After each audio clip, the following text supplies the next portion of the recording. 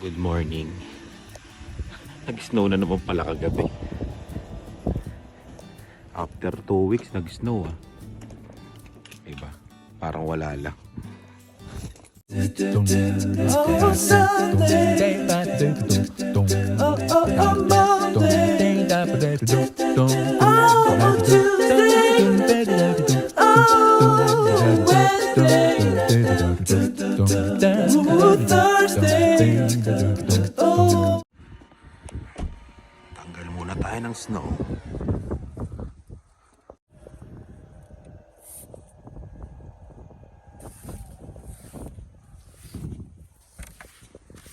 Magpapala pala tayo mamaya pagdating natin.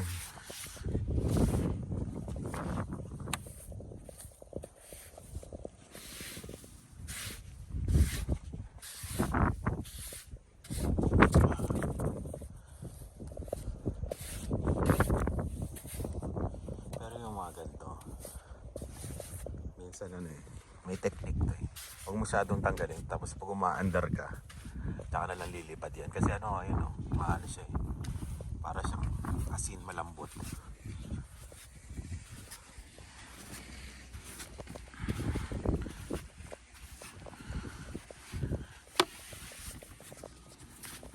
Buti maaga kami lumabas nila Ani. Ay, sila Ani.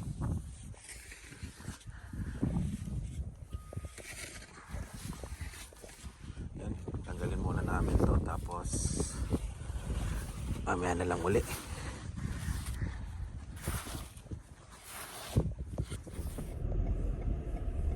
Para ako nagdadrive sa ulap.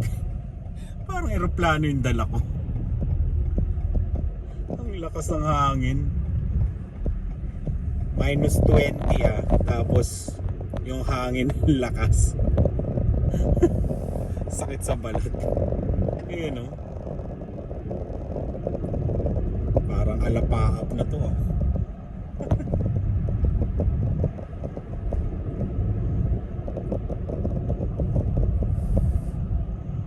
Lakas ang hangin.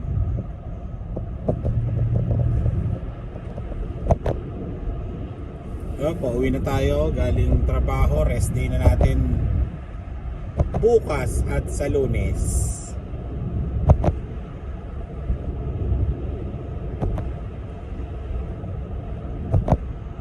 Hindi na makita yung tulay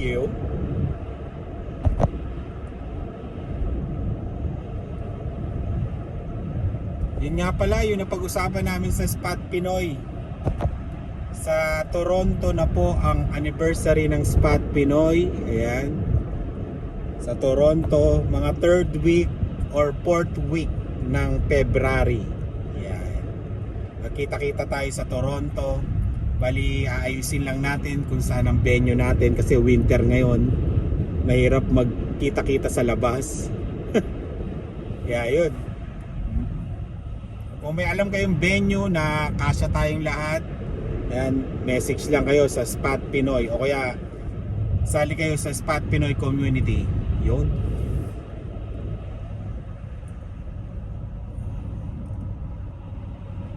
Lakas lakas ng hangin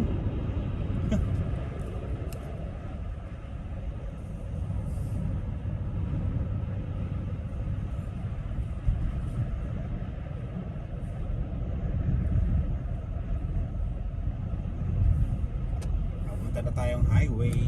Mamaya na lang uli Dito grabe diba? Parang wala lang. Parang nasa ulap lang. Wala, natakpan na ng snow. Ang lalim may mababalaho pa dito pag maliit na sasakyan.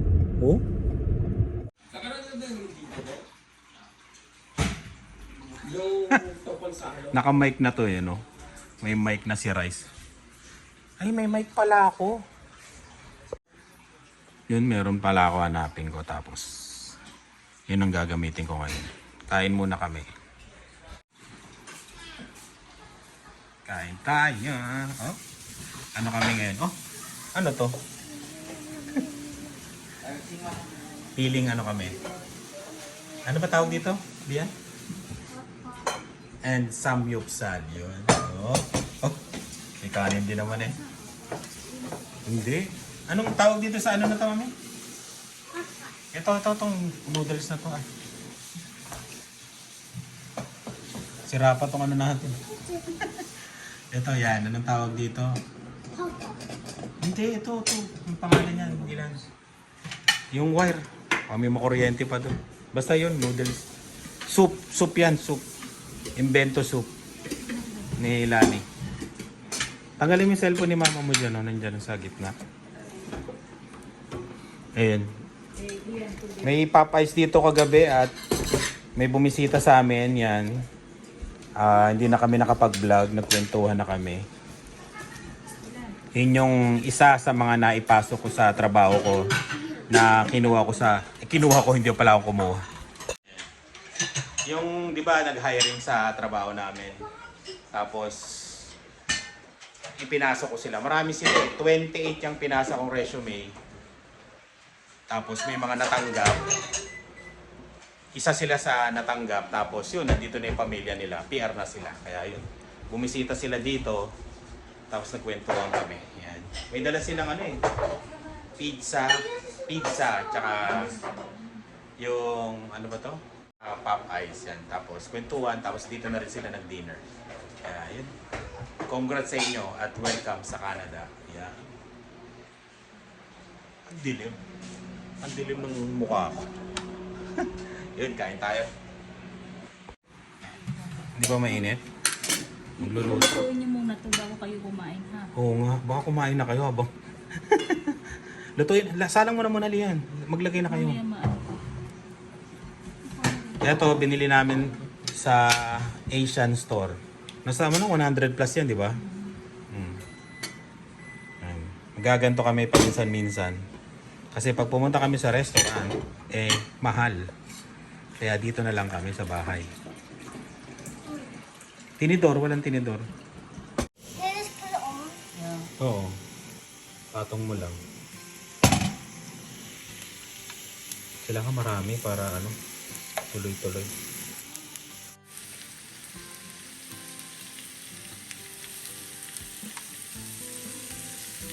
I-ano mo, Lian. Na ano yata yun, di ba? Nabubuka.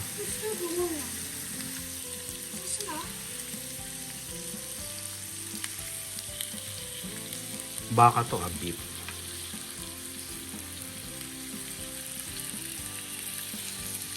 Yun o.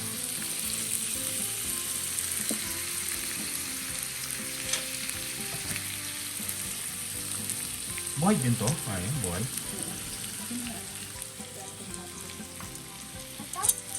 May hotdog eh. Ay, sana pala biniyak mo. Oo, para madaling maluto. Hindi pa yung luto. Hindi lang.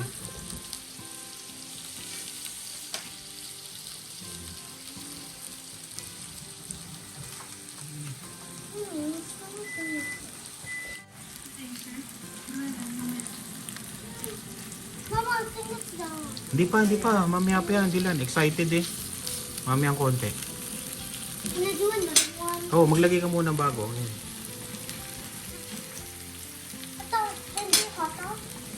Yan sa gilid. Lagyan mo.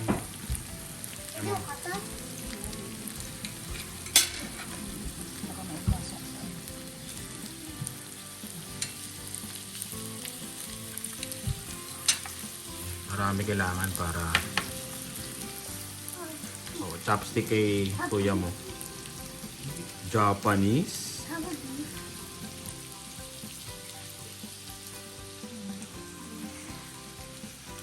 Galing ni Dylan ah.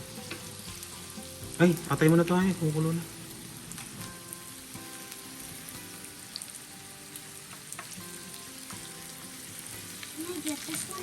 Hindi pa, balik ta rin mo. Excited.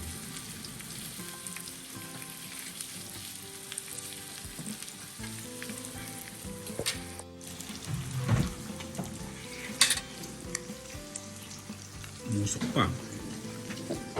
May plastic dito. Ay, ito pala yun, oh. Binigyan kami ng... Hindi ko alam kung sino nagbigay dito. Dalawa kasi nagbigay ng flavor, eh. Yan. Shoutout na lang sa dalawa. Kay Daryl tsaka kay Jade. Flavor to ano? Lemon. Lemon pepper yata. Yan. Ang gagawin natin, nalagay natin to. Tapos dito, kamayin na natin. Dahil nagugas naman tayo ng kamay. Tapos, tsaka mo ibabalot. Diba?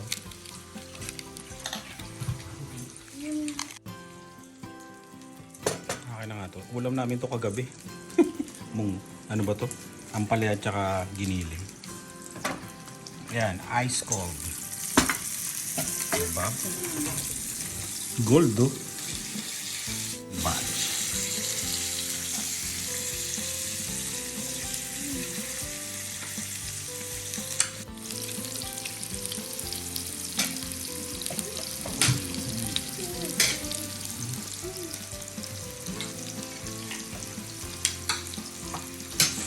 Soup. Homemade kami to. Homemade soup. Ang gulo ng plato. Kain tayo.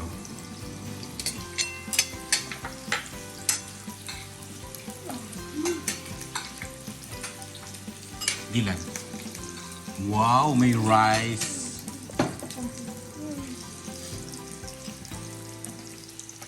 Kain. 8:22 AM. Madilim pa oh. Hatid ko si Lian. Pag Monday siya, ako nag-hatid sa kanya. Ay.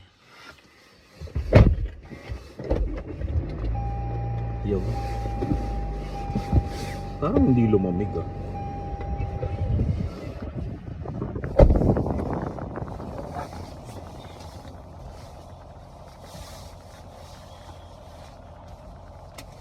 Let's go. Si Lian sana pagka-driving ko. Sa kanan. Para hindi siya mapagod. Wow! Hindi mapagod.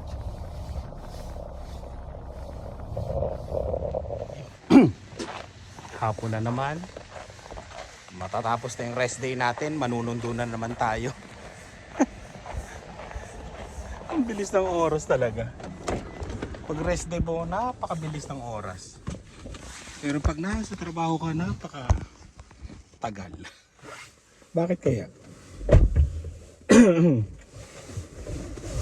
Bakit kaya ganon, no? Siguro ganun talaga. Pag inaantay mo, lalong tumatagal. Pagka hindi mo inaantay, kusa na lang dadating yan. Yo. Kaya sunduan na tayo. Gas muna tayo. 1.469 ang regular. Ang Supreme 1.699. Grabe no? Yung gitna 1.619. Gas muna tayo. Yun. Malamig ngayon. Pero bukas, hindi pala bukas. Sa Wednesday, +1 uli. -20 ngayon eh. Monday ngayon, -20. Bukas, -10. Tapos biglang babagsak ng +1. Diba? Kaya huwag ka na lang maghugas ng sasakyan mo. Kasi magtutunaw. Isang araw na lang magtutunaw na eh. Sayang washing. Kaya susunod na lang tayo mag-washing.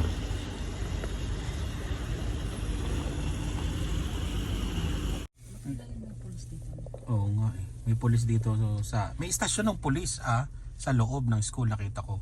Hindi yung istasyon, parang opisina. Ayan. Baka training nan. Gantan dito eh. Ayan o. Hindi mo lang natatakot sa lamig eh. Yung iba naka-jacket siya, nakagayon. Tapos mamaya pagdating sa bahay, kulambo niya. Huwag natin buksan. Yung kulambo niya, grabe mo ganun. Ba't hindi ka naka-jacket, Lian? Ha? Uy? Oh? Mga ganun. Bakit lagi may pulis dito sa inyo, Lian? Because it's inside. Nagtut She's inside. Kaya nga nagtuturo yan, hindi? Nagbabantay lang? Magbantay lang niya. May bantay talaga kayong pulis, no? Galing, no? Sinurin. Magkaiba sila eh. Magkaiba ng building. Sa Amerika, kailangan may ganyan, no? May police yung mga school, no? Meron kaya? They do. Meron din, police yung mga school nila? Sa office. Kasi doon ang matindi doon eh, no? Yung mga doon, yung yung pumapasok ng school tapos kung ano ginagawa.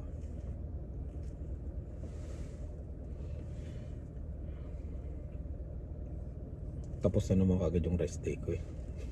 Ang bilis.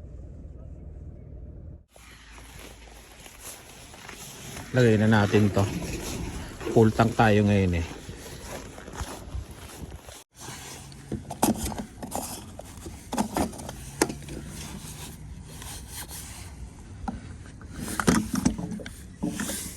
Yung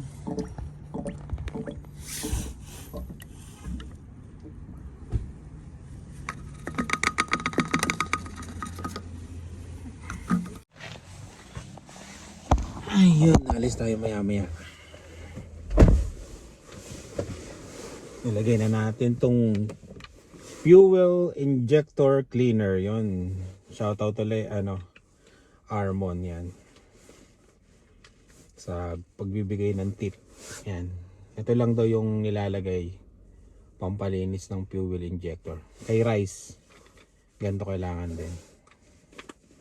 Alam ko ginamit na rin ni Rice to. Yan. Tapos ano ba yun,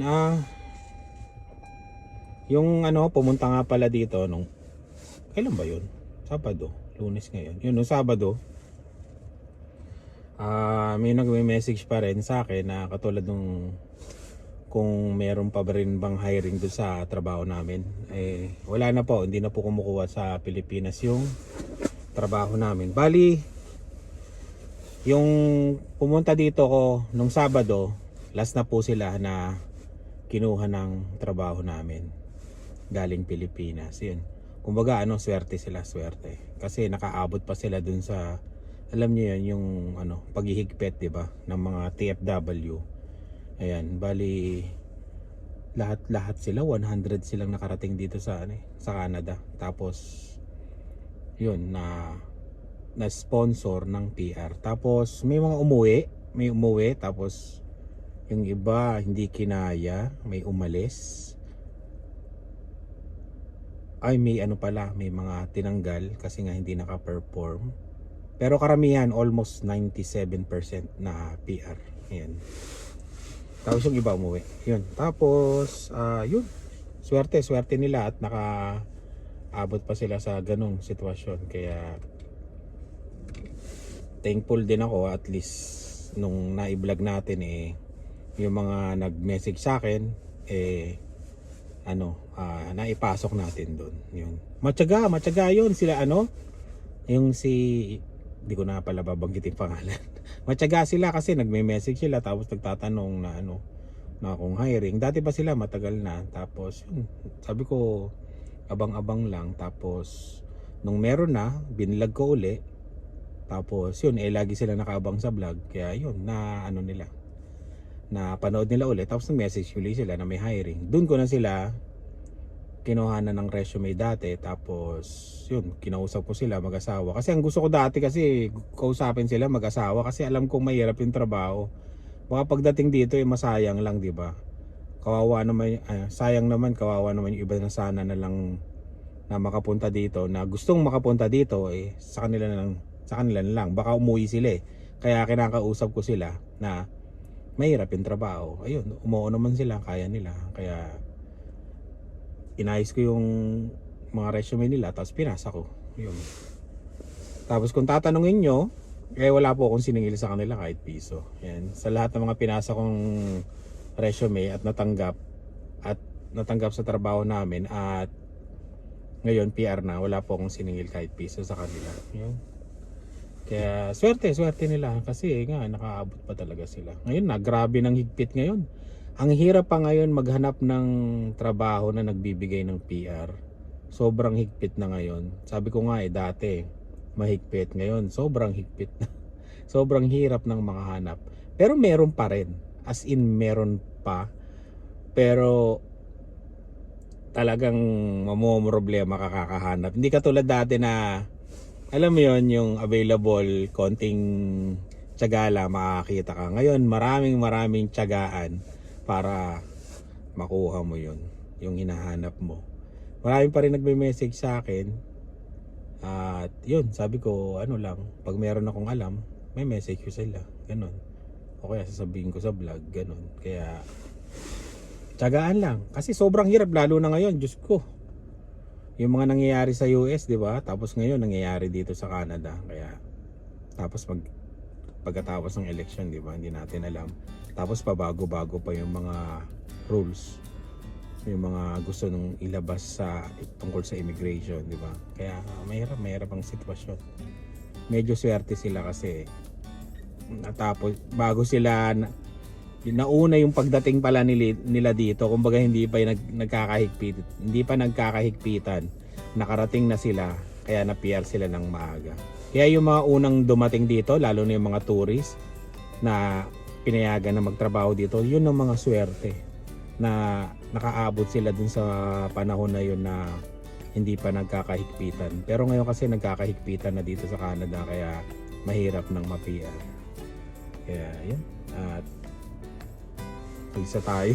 Ayun, maraming salamat sa laging panonood. Tiyagaan lang pagka gusto mo talaga, may paraan. Pagka hindi ka gumawa ng paraan, gusto mo dito sa Canada, walang mangyayari. Kaya tiyagaan lang, dasal, tapos connection, magtanong. Yun ang pinakamahalaga, magtanong. Ayun. Maraming salamat sa laging panonood. Ingat po kayo at sa susunod ulit. Bye.